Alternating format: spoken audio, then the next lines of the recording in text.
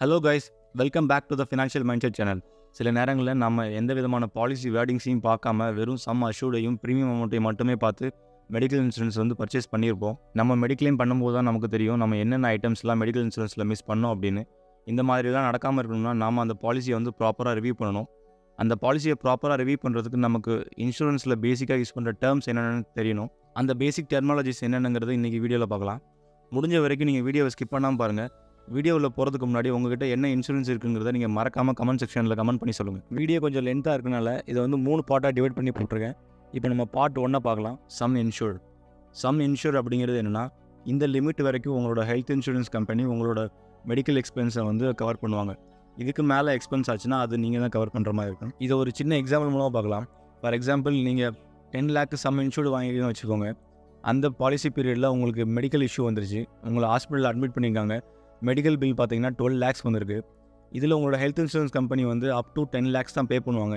ஏன் அப்படின்னா, நீங்கள் சம் இன்ஷூர் பண்ண அமௌண்ட்டே 10 lakh தான். அந்த மிச்சம் இருக்க 2 lakhs நீங்கள் தான் பே பண்ணுற மாதிரி இருக்கும். சம் இன்ஷூர்டை பொறுத்த வரைக்கும் 2 விதமான ஆட் ஆன் இருக்குது. ஒன்று பார்த்தீங்கன்னா ரீஸ்டோரேஷன் பெனிஃபிட், ரெண்டாவது பார்த்தீங்கன்னா ரீசார்ஜ் பெனிஃபிட். ரீஸ்டோரேஷன் பெனிஃபிட் அப்படின்னா என்னென்னா, ஒரு சின்ன எக்ஸாம்பிள் மூலமாக பார்க்கலாம். இன்கேஸ் நீங்கள் அந்த பாலிசி இயரில் பார்த்தீங்கன்னா ஃபஸ்ட் தடவை ஹாஸ்பிட்டலேஷன் ஆகிட்டீங்க, உங்களோட மெடிக்கல் பில் பார்த்தீங்கன்னா 8 lakhs இருக்குது. உங்கள் சம் இன்ஷூர்ட் அமௌண்ட் பார்த்தீங்கன்னா 10 lakhs இருக்குது. இந்த மாதிரி சமயத்தில் உங்களோட ரிமைனிங் சம் இன்ஷூர்ட் பார்த்தீங்கன்னா 2 lakhs இருக்கும். அதே நீங்கள் செகண்ட் டைமும் உங்களுக்கு ஹாஸ்பிட்டலேஷன் ஆகிட்டீங்க, அப்போ உங்களோட மெடிக்கல் பில் 6 lakhs ஆகிருக்குன்னு வச்சுக்கோங்க. நீங்கள் ஆல்ரெடி 8 lakhs யூஸ் பண்ணனால உங்கள்கிட்ட 2 லட்சம் தான் சம் இன்ஷூர்ட் ரிமைனிங் இருக்கும். ஸோ இங்கே 6 lakhsல 2 லட்சம் போக 4 லட்சம் நீங்கள் கையிலேருந்து பே பண்ணுற மாதிரி இருக்கும். இந்த மாதிரி சமயங்களில் உங்கள்கிட்ட ரீஸ்டோரேஷன் ஆட் ஆன் இருந்துச்சு அப்படின்னா, நீங்கள் எக்ஸ்ட்ரா ஒரு 10 lakhs சம் இன்ஷூர்டை இதில் ஆட் பண்ணிக்கலாம். ரீஸ்டோரேஷன் பெனிஃபிட்டை பொறுத்த வரைக்கும் என்ன ஒரு ட்ராபேக் அப்படின்னா, நீங்கள் ஓவரால் பாலிசி இயரில் நீங்கள் ஒரே ஒரு தடவை மட்டும் தான் அதை நீங்கள் யூஸ் பண்ண முடியும். ஒன்ஸ் உங்கள் சம் இன்ஷூர்ட் எக்ஸாஸ்ட் ஆயிடுச்சுன்னா, நீங்கள் ரீஸ்டோரேஷன் பெனிஃபிட்டை யூஸ் பண்ணி உங்கள் சம் இன்ஷூர்டை டாப் அப் பண்ணிக்கலாம். அந்த ஓவரால் பாலிசி பீரியடில் ஒரே ஒரு தடவை மட்டும் தான் இதை நீங்கள் பண்ண முடியும். ரீசார்ஜ் பெனிஃபிட்டை ரீஃபில் பெனிஃபிட்னு சொல்லுவாங்க.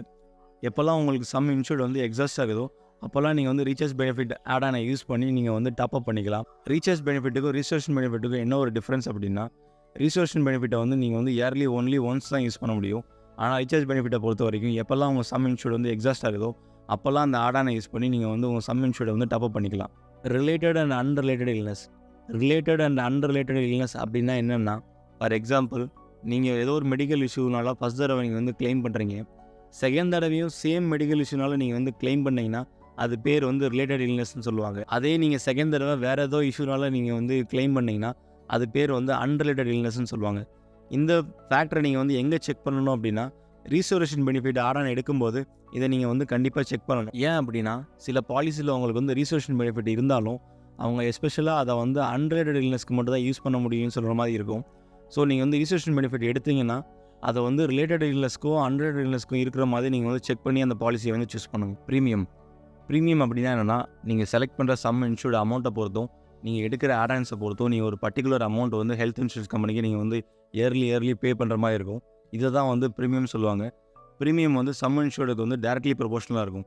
உங்கள் சம் இன்ஷூர்டு அமௌண்ட்டும் ஆட் ஆனும் இன்க்ரீஸ் ஆகும்போது உங்களோட ப்ரீமியம் அமௌண்ட்டை இன்க்ரீஸ் ஆகும். அதே பார்த்தீங்கன்னா டிடக்டபிளுக்கும் கோபேக்கும் இன்வெர்ஸ்லி ப்ரொபோஷனலாக இருக்கும்.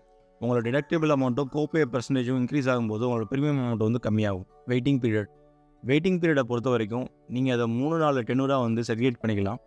அதில் என்னென்ன வரும் அப்படின்னா, specific illness cover, existing disease, maternity cover, அப்புறம் இனிஷியல் வெயிட்டிங் பீரியட்.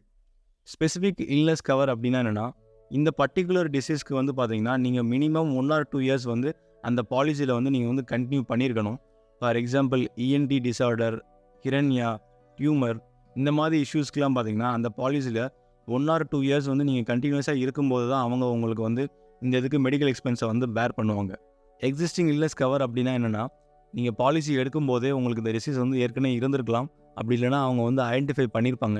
இந்த மாதிரி டிசீஸ்க்கு அவங்க எக்ஸ்பென்ஸை பேர் பண்ணணும் அப்படின்னா அதில் ஒரு பர்டிகுலர் வெயிட்டிங் பீரியட்ஸ் இருக்கும். ஃபார் எக்ஸாம்பிள், சில பாலிசியில் நீங்கள் 3 to 4 years நீங்கள் கண்டினியூஸாக இருந்தக்கப்புறம் தான் அவங்க அந்த எக்ஸிஸ்டிங் டிசீஸ்க்கே அவங்க எக்ஸ்பென்ஸை பேர் பண்ணுவாங்க. இனிஷியல் வெயிட்டிங் பீரியட் அப்படின்னா என்னென்னா, நீங்கள் புதுசாக ஒரு பாலிசி வாங்கும்போது ஃபஸ்ட்டு பர்டிகுலர் 30 daysக்கு நீங்கள் எந்த விதமான மெடிக்ளைமும் பண்ண முடியாது.